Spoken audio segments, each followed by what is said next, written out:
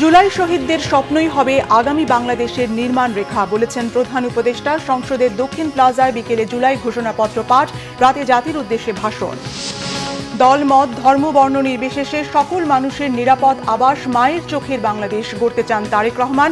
দেশের গণতন্ত্রকামী জনগণের সমর্থন ও সহযোগিতা কামনা। ফ্যাসিস্ট শেখ হাসিনার দেশ ছেড়ে পালানোর 5 অগাস্ট আজ ছাত্র জনতার রক্তরঞ্জিত বিজয়ের দিন।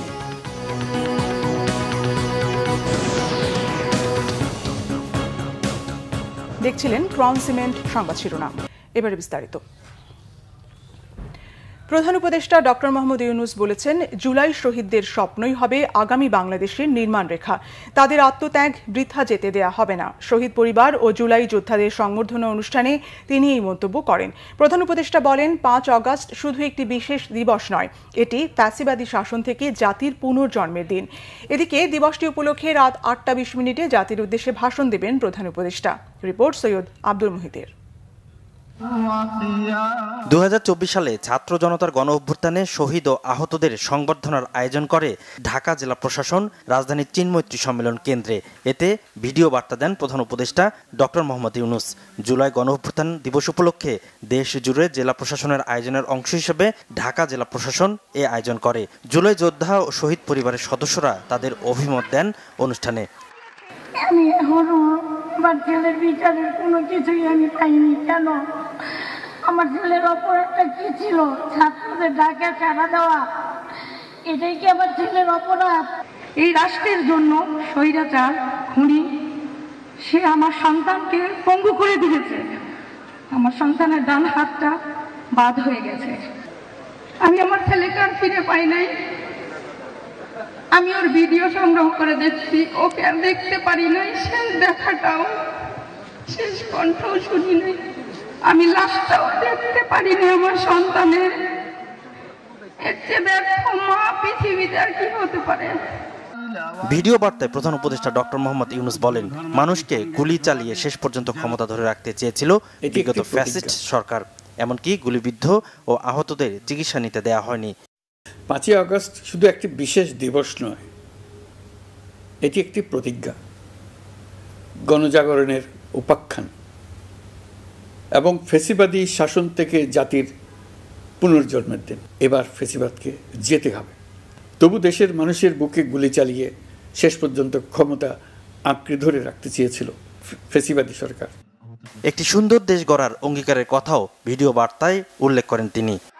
আমরা একটি শপথ গ্রহণ করতে এসেছি। শপথ এই, আমরা কোনো ধরনের নিপীড়নের কাছে মাথা নোয়াব না। আমরা প্রতিষ্ঠা করব একটা জবাবদিহিমূলক, মানবিক, গণতান্ত্রিক এবং বৈষম্যহীন রাষ্ট্র। এমন রাষ্ট্র যা সবসময় জনকল্যাণে কাজ করবে। জুলাই শহীদদের আত্মত্যাগ আমরা বৃথা যেতে দেব না। এদিকে দিবসটি উপলক্ষে একটি স্মারক ডাক টিকিট, উদ্বোধনী খাম ও সিলমোহর অবমুক্ত করেন প্রধান উপদেষ্টা।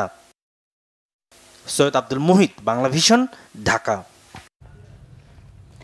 বিকেল 5টায় জুলাই ঘোষণাপত্র পাঠ করবেন প্রধান উপদেষ্টা ডক্টর মোহাম্মদ ইউনূস। এরই মধ্যে সব প্রস্তুতি শেষ হয়েছে।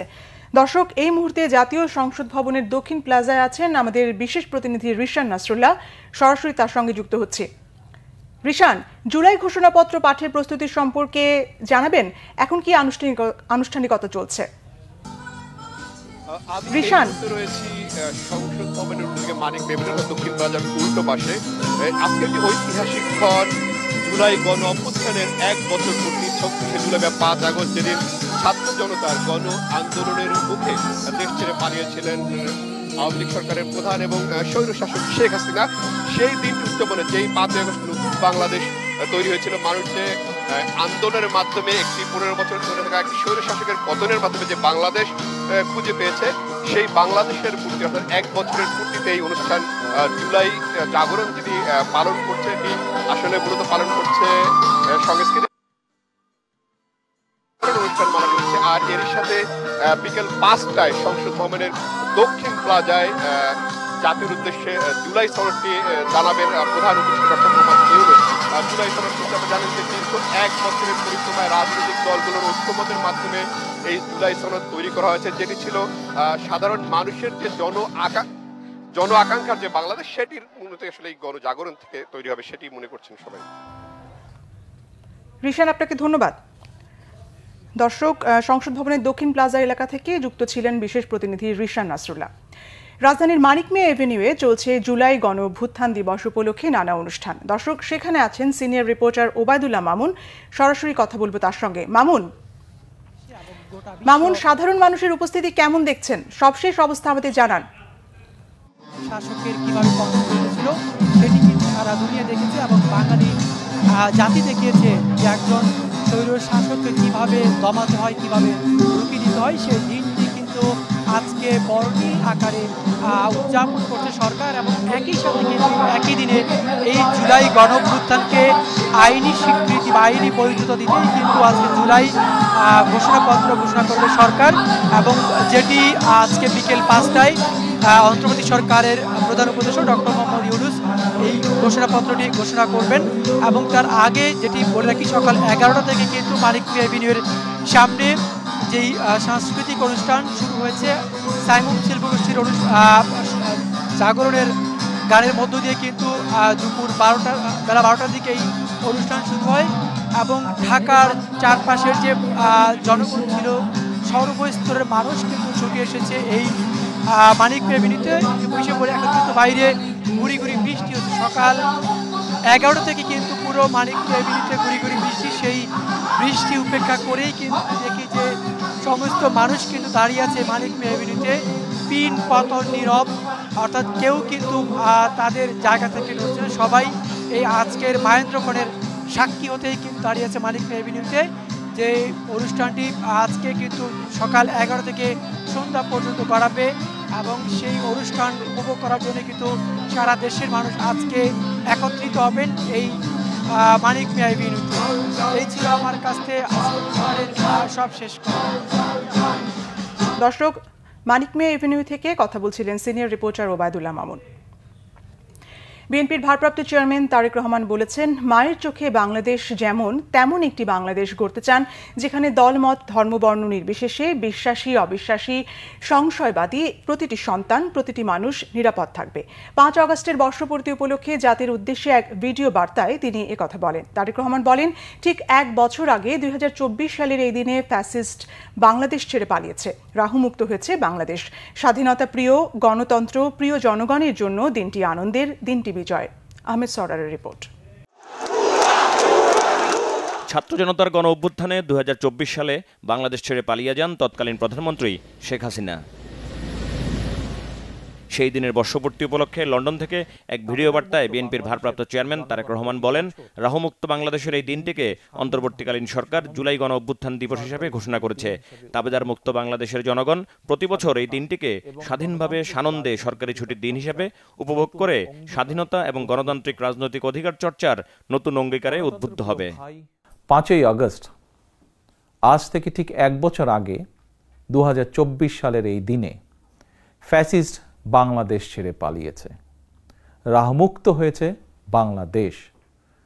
স্বাধীনতা প্রিয়, গণতন্ত্র প্রিয় জনগণের জন্য দিনটি আনন্দের, দিনটি বিজয়ের।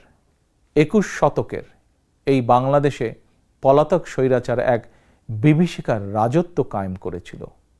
গুম, খুন, অপহরণ, হামলা, মামলা, নির্যাতন, নিপীড়নকে সাধারণ এবং স্বাভাবিক ঘটনায় রূপান্তর করেছিল। এই ফ্যাসিবাদের বিরুদ্ধে 1.5 দশকেরও বেশি সময় ধরে চলা আন্দোলনের সময় বিএনপি সহ ভিন্ন দল এবং মতের গণতন্ত্রের পক্ষের শক্তির লাখো কোটি নেতাকর্মীর জন্য দেশকে নরকে পরিণত করে রাখা হয়েছিল। শত শত মিথ্যে মামলার কারণে ভিন্ন দল এবং মতের লক্ষ লক্ষ নেতাকর্মী সমর্থকের ঘর বাড়ি ছাড়া করে দেওয়া হয়েছিল। অনেকের পারিবারিক বন্ধন ছিন্ন হয়ে গেছে। গণতন্ত্রকামী মানুষের কণ্ঠ রুদ্ধ করতে পলাতক স্বৈরাচারের নির্দেশে দেশে শত শত গোপন বন্দিখানা, আয়না ঘর বানানো হয়েছিল। বিচার বিভাগ, নির্বাচন কমিশন সহ দেশের সকল সাংবিধানিক বিধিবদ্ধ প্রতিষ্ঠানকে অকার্যকর করে দেওয়া হয়েছিল। সংবিধান উপেক্ষা করে মানুষের ভোটের অধিকার কেড়ে নিয়ে নির্বাচনী ব্যবস্থাকে প্রহসনে পরিণত করা হয়েছিল। তারেক রহমান বলেন, দেশ ও জনগণের স্বাধীনতা এবং অধিকার প্রতিষ্ঠার জন্য নিজের জীবন বিলিয়ে দিয়ে শহীদগণ দেশবাসীকে ঋণী করে গেছেন। এবার শহীদদের প্রতি সবার ঋণ পরিশোধের পালা।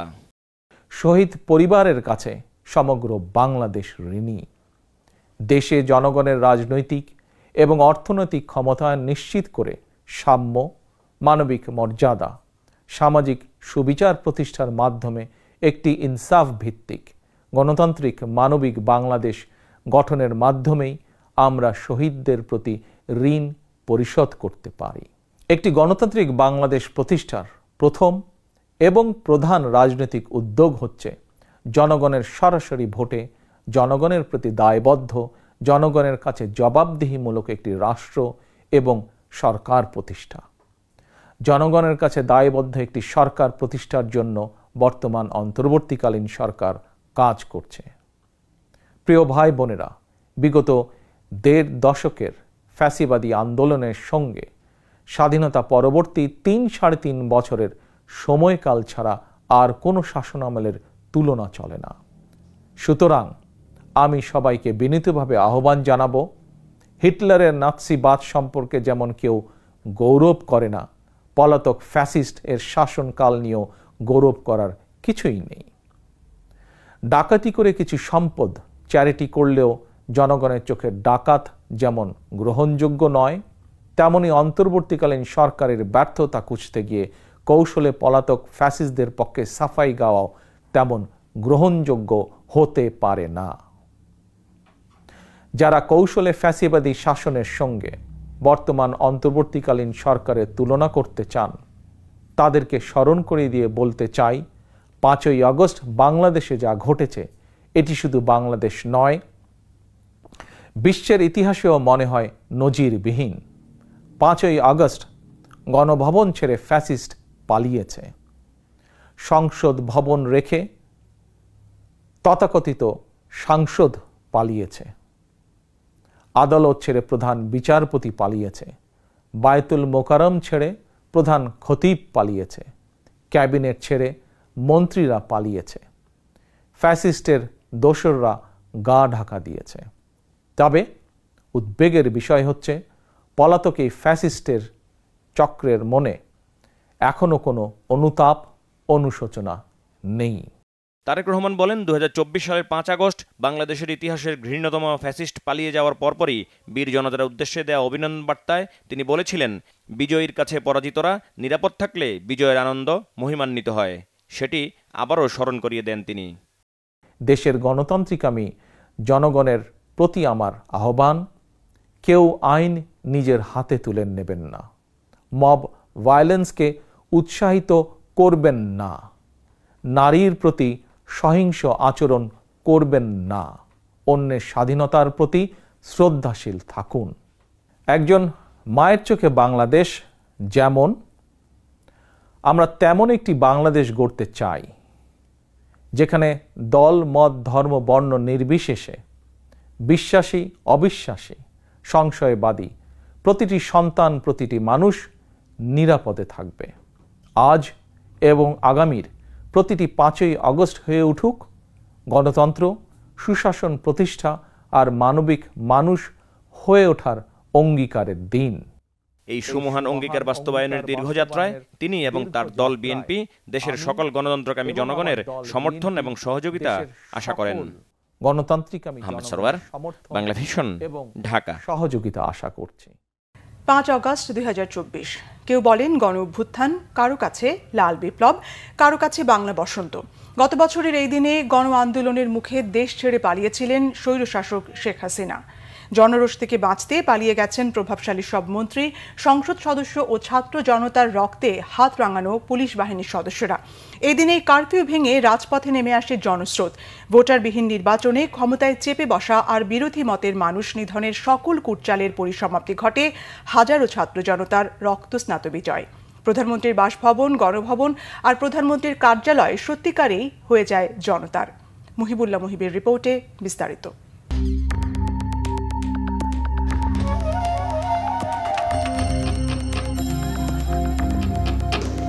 পৃথিবীর নানা দেশে স্বৈরাচার পতনের ইতিহাস নতুন নয়, কিন্তু সরকারের পতনের পর সরকার প্রধান সহ একসাথে ৩০০ সংসদ সদস্য পালিয়ে যাওয়ার ঘটনা শুধু বাংলাদেশ নয়, তাবৎ দুনিয়ায় বিরল। শুধু রাজনৈতিক সংশ্লিষ্ট ব্যক্তিরাই নন, যারাই গত ১৬ বছর শেখ হাসিনাকে স্বৈরাচার হয়ে উঠতে সাহায্য করেছেন এমন ব্যক্তি, মসজিদের ইমাম থেকে শুরু করে মন্দিরের পুরোহিত, আন্দোলনের মুখে পালিয়ে গেছেন সবাই।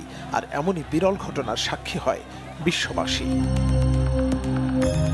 ২৪-এর ৫ আগস্ট সকাল থেকেই সমগ্র ঢাকায় শুনশান নীরবতা। তখনও কেউ জানে না পূর্ব ঘোষিত মার্চ টু ঢাকা কর্মসূচিতে আসলে কি ঘটতে যাচ্ছে। সারা দেশে তখন চলছে কারফিউ। টানা কয়েকদিনের আন্দোলনে সড়কে পড়ে আছে ধ্বংসযজ্ঞের নানা চিহ্ন। দুপুরে ঢাকা অভিমুখে ধেয়ে আসা জনস্রোতের খবর সর্বপ্রথম সরাসরি প্রচারিত হয় বাংলা ভিশনে, যে খবরে চারদিক থেকে নেমে আসে মানুষ। জনসমুদ্র ছুটে যাচ্ছে গণভবনের দিকে। আপনাকে একটু দেখাতে চাই, চোখ যতদূর যায় শুধু মানুষ আর মানুষ। আমরা বনানীর থেকে ঠিক এই মিছিলের পেছন যে কোথায় সেটি আসলে কারো পক্ষেই বলা সম্ভব নয়, কারণ আমরা কারো কাছে শুনেছি এই মিছিল টঙ্গী পর্যন্ত, কারো কাছে শুনেছি এটি তার চেয়েও বেশি। এই মিছিলটি কিন্তু অগ্রভাগ আরো আধা ঘন্টা আগে বনানী অতিক্রম করেছে, কিন্তু আধা ঘন্টা পার হলেও এখন পর্যন্ত কিন্তু এই মিছিলের পেছন সেটি আমরা দেখতে পাচ্ছি না। একদিকে চলছে কারফিউ, অন্যদিকে মারমুখী অবস্থানে পুলিশ, বিজিবি ও সেনাবাহিনী। যাত্রাবাড়ি, চানখাতপুল, কেন্দ্রীয় শহীদ মিনার চত্বর, শাহবাগ, আমিনবাজার ও মোহাম্মদপুরে তখনও চলে পুলিশের নির্মম গুলিবর্ষণ। পুলিশের ল্যাথল উইপন এর সামনে বুক চিতিয়ে সেদিনও জীবন দিয়েছে অগণিত মানুষ। কে জানতো এই দিনই দেশ ছেড়ে পালাবেন শেখ হাসিনা? অথচ গণভবনে বসে তখনও ছাত্র জনতার উপর গণহত্যা চালানোর নীল নকশা আঁকতে থাকেন রক্তপিপাসু লেডি অব মাফিয়া। তার সেই নীল নকশা ভেস্তে যায় সেনাবাহিনী গুলি চালাতে অপারগতা প্রকাশের মধ্য দিয়ে। উল্টো হাসিনাকে পালাতে ৪৫ মিনিট সময় বেঁধে দেয় সামরিক বাহিনী। এরপর সেনাবাহিনীর হেলিকপ্টার যোগে এয়ারপোর্টে গিয়ে বিমান বাহিনীর একটি কার্গো বিমানে ভারতে পালিয়ে যায় ফ্যাসিস্ট শেখ হাসিনা। হাসিনার এমন পালিয়ে যাওয়ার তথ্য তখনও জানে না পুলিশ, তাই পালানোর পরেও ছাত্র জনতার সাথে যুদ্ধ চালিয়ে যায় তারা। এর মধ্যে জাতির উদ্দেশ্যে ভাষণ দেওয়ার ঘোষণা দেন সেনাপ্রধান জেনারেল ওয়াকারুজ্জামান। ১:৩০টার দিকে রাস্তা ছেড়ে দেয় পুলিশ ও সেনাবাহিনী। বেলা ২টার দিকে হাসিনা পালিয়ে যাবার খবরে রাজপথে নামে জনতার ঢেউ, যে ঢেউ চূর্ণ বিচূর্ণ করে দেয় স্বৈরাচারের মসনদকে। ঢাকা সহ সারা দেশের মানুষ রাস্তায় নেমে ভাসতে থাকে আনন্দ জোয়ারে। রাষ্ট্রের উপর ১৬ বছর চেপে বসা জগদ্দল পাথর সরে যাওয়ায় খোলা আকাশের নিচে সৃষ্টিকর্তার কাছে সিজদায় লুটিয়ে পড়ে মানুষ। বিকেল ৪টায় সেনাপ্রধান জেনারেল ওয়াকারুজ্জামান আনুষ্ঠানিকভাবে শেখ হাসিনার পদত্যাগ ও ইন্টারিম গভর্নমেন্ট ফর্মের ঘোষণা দেন। প্রিয় দেশবাসী, দেশে একটা ক্রান্তিকাল চলছে। আমি সমস্ত রাজনৈতিক দলের নেতৃবৃন্দকে এখানে আমন্ত্রণ করেছিলাম। আমরা একটা সুন্দর আলোচনা করেছি। আমরা এখন মহামান্য রাষ্ট্রপতির কাছে যাব, যে এই ইন্টারিম গভর্নমেন্ট ফর্মের ব্যাপারে ওনার সাথে আলাপ আলোচনা করে আমরা একটা ইন্টারিম গভর্নমেন্ট ফর্ম করে দেশ পরিচালনা করব। আমি আপনাদের কথা দিচ্ছি, সমস্ত হত্যা, সমস্ত অন্যায়ের বিচার আমরা করব। এভাবেই স্বৈর শাসনের শৃঙ্খল থেকে মুক্ত হয় বাংলাদেশ। বুক ভরে স্বস্তির নিঃশ্বাস নিতে থাকে মানুষ। মাত্র ২.৫ সপ্তাহে ছাত্র জনতার রক্তকারি দিয়ে ঢাকা এবং সারা দেশের রাজপথে লেখা হয় এক বিরল ইতিহাস। মুহিবুল্লাহ মুহিব, বাংলা ভিশন, ঢাকা। বৈদেশিক মুদ্রার রিজার্ভ আবারও ছাড়িয়েছে $30 বিলিয়ন বা ৩,০০০ কোটি টাকার মাইলফলক। আন্তর্জাতিক মুদ্রা তহবিল IMF এর হিসেব পদ্ধতি BPM6 অনুযায়ী রিজার্ভের পরিমাণ এখন $25 বিলিয়ন। প্রবাসীদের পাঠানো রেমিটেন্স এবং রপ্তানিতে উচ্চ প্রবৃদ্ধির সুবাদে বৈদেশিক মুদ্রার রিজার্ভ বেড়েছে। চলতি অর্থবছরের প্রথম মাস জুলাইয়ে দেশের রেমিটেন্স এসেছে $248 কোটি মার্কিন। গত বছর একই সময়ে জুলাই আন্দোলনের মধ্যে প্রবাসীরা তাদের আয় দেশে না পাঠানোর ডাক দিলে ওই মাসের রেমিটেন্স কমে দাঁড়িয়েছিল $191 কোটি মার্কিন। বাংলাদেশ ব্যাংকের কর্মকর্তারা বলছেন, গত কয়েক মাসে বিদেশি সব বকেয়া দায় দেনা পরিশোধ হওয়ায় লেনদেনের ভারসাম্যে ইতিবাচক প্রভাব পড়েছে। তথ্য উপদেষ্টা মাহফুজ আলমের বক্তব্যকে দায়িত্বজ্ঞানহীন বলেছেন বিএনপি নেতা রুহুল কবির রিজভী। তিনি বলেন, 16 বছরের নির্মম যন্ত্রণার ভয়ঙ্কর পরিণতি হয়েছে 5 আগস্ট। শোক ও আনন্দ এবং গণতন্ত্রের বিজয়ের দিন বলে অভিহিত করছে বিএনপির যুগ্ম মহাসচিব রুহুল কবির রিজভী। মঙ্গলবার দুপুরে নয়াপল্টনে বিএনপির কেন্দ্রীয় কার্যালয়ে মাসব্যাপী জুলাই অভ্যুত্থানের কর্মসূচি পালন শেষে এক সংবাদ সম্মেলনে একথা বলেন রুহুল কবির রিজভী। তিনি বলেন, বিগত দিনে গণতন্ত্রের জন্য লড়াই করেছে, তাদের সঙ্গে কোনো ভদ্রতা পর্যন্ত দেখায়নি আওয়ামী লীগ সরকার। একটি যৌক্তিক সময়ের মধ্যে অন্তর্বর্তী সরকার নির্বাচনের আয়োজন করবে বলে আশাবাদ বিএনপির এই নেতার। জীবন দিয়ে রচিত হয়েছে এক ঐতিহাসিক দিন। আওয়ামী লীগের স্বৈরাচারী শাসনের অবসান ঘটে ছাত্র জনতার অভ্যুত্থানের মাধ্যমে। এটি এক অগ্নিময় অধ্যায়। গণতন্ত্রের নতুন দিগন্তের সূর্য উঠেছে 5 আগস্ট। সরকারের ভেতর থেকে এই ধরনের কাণ্ডজ্ঞানহীন উক্তি করা এটা যৌক্তিক নয়। এটা তো আমরা কি বলে ফ্যাসিবাদী আমলেই শুনেছি। যখন আন্দোলন তীব্র হয় বা কিছু হয় তখন তারা ওইটাই বলতো যে 1/11 আমরা পাচ্ছি, পদধ্বনি পাচ্ছি। শেখ হাসিনা বলেছে, ওবায়দুল কাদের বলেছে। তো আজকে অন্তর্বর্তীকালীন সরকারের ভিতরে যারা আছেন তারা এই কথা বলার অর্থ, তারা কি জনদৃষ্টিকে ডাইভার্ট করতে চান? এই সমস্ত বক্তব্য একেবারে বালকসুলভ বক্তব্য, শিশুসুলভ বক্তব্য, ইনফ্যান্টাইল ম্যাডনেস বলে আমি মনে করি। ইসলামী আন্দোলন বাংলাদেশের আমির মুফতি সৈয়দ মোহাম্মদ রেজাউল করিম বলেছেন, যুদ্ধ এখনও শেষ হয়নি। একদল ইতিহাস ভুলে চাঁদাবাজি ও টেন্ডারবাজিতে যুক্ত হয়েছে। জুলাইয়ের সুন্দর সুযোগ নষ্ট না করে পিআর পদ্ধতিতেই আগামী জাতীয় নির্বাচন করতে হবে। রাজধানীতে বায়তুল মোকাররমের উত্তর গেটের সামনে জুলাই অভ্যুত্থানের বর্ষপূর্তির সমাবেশ ও গণমিছিল অনুষ্ঠানে একথা বলেন ইসলামী আন্দোলনের আমির। তিনি আরও বলেন, আর যেন ফ্যাসিস্ট ও খুনি তৈরি না হয়, রাষ্ট্রীয়ভাবে সে ব্যবস্থা নিশ্চিত করতে হবে। আর কোনোভাবেই ফ্যাসিস্ট হাসিনা ও তার দোসররা মাথা উঁচু করতে দেয়া যাবে না। অনুষ্ঠানে বক্তারা বলেন, সংস্কারের আগে নির্বাচন নয়, পিআর পদ্ধতি ছাড়া নির্বাচন মানবে না ইসলামী আন্দোলন। 71-এ রক্তের সুফল মানুষ পায়নি, জুলাইয়ে রক্ত বৃথা যেতে দেয়া হবে না। আওয়ামী লীগ নিষিদ্ধেরও জোর দাবি জানান বক্তারা। যারা এই সব ইতিহাস ভুলে, যারা ক্ষমতায় যাওয়ার জন্য, আজকে দেশকে শান্তি করার জন্য যারা চাঁদাবাজিতে লিপ্ত হয়েছে, টেন্ডারবাজিতে লিপ্ত হয়েছে, জায়গা দখলে লিপ্ত হয়েছে, ওদেরকে আমরা ভিক্ষা জানাই। জুলাই আন্দোলন একক কোনো দল বা ব্যক্তির নেতৃত্বে হয়নি। এই আন্দোলন নিয়ে কারো একক ক্রেডিট নেয়ার সুযোগ নেই বলে জানিয়েছে বাংলাদেশ ইসলামী ছাত্র শিবির। 1 বছরে কারো বিচার করতে না পারা অন্তর্বর্তী সরকারের সবচেয়ে বড় ব্যর্থতা বলেও মনে করেন সংগঠনটির নেতারা। আর জুলাই ঘোষণাপত্র নিয়ে তালবাহানা করা হলে ছাত্র সমাজ ছাড় দেবে না বলেও হুঁশিয়ারি দেন ছাত্র শিবিরের নেতারা।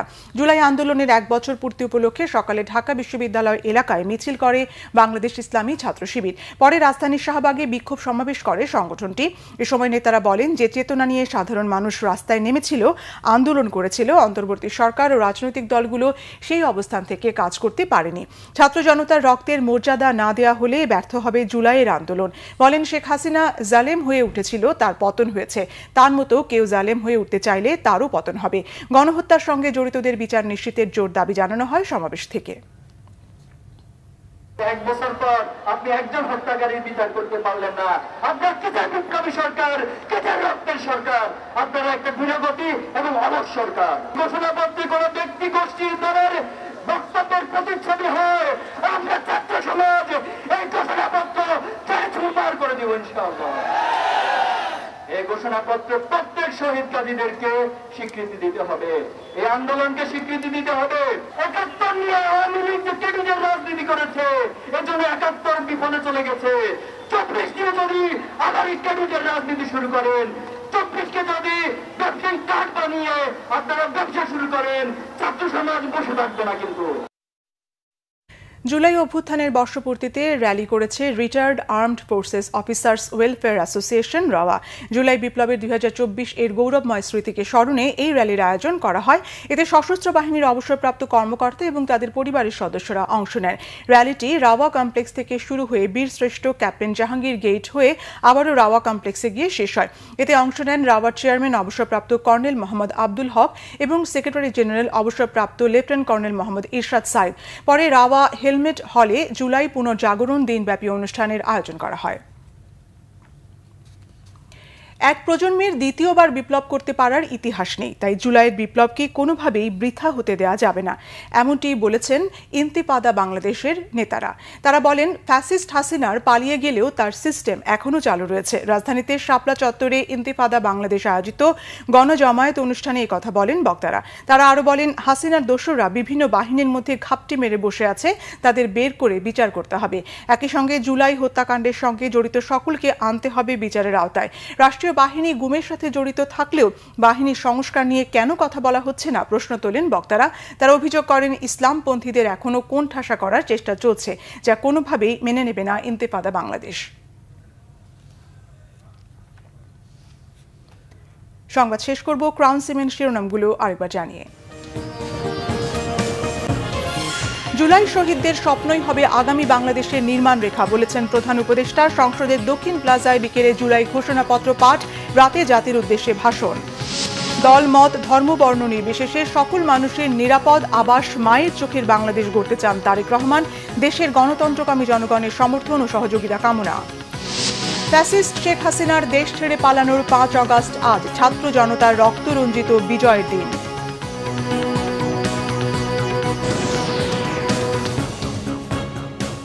এই ছিল এখনকার মতো। পরের সংবাদ বিকেল 4টায়। এর আগে 3টায় রয়েছে নিউজ টপ 10 দেখার আমন্ত্রণ রইল। ধন্যবাদ।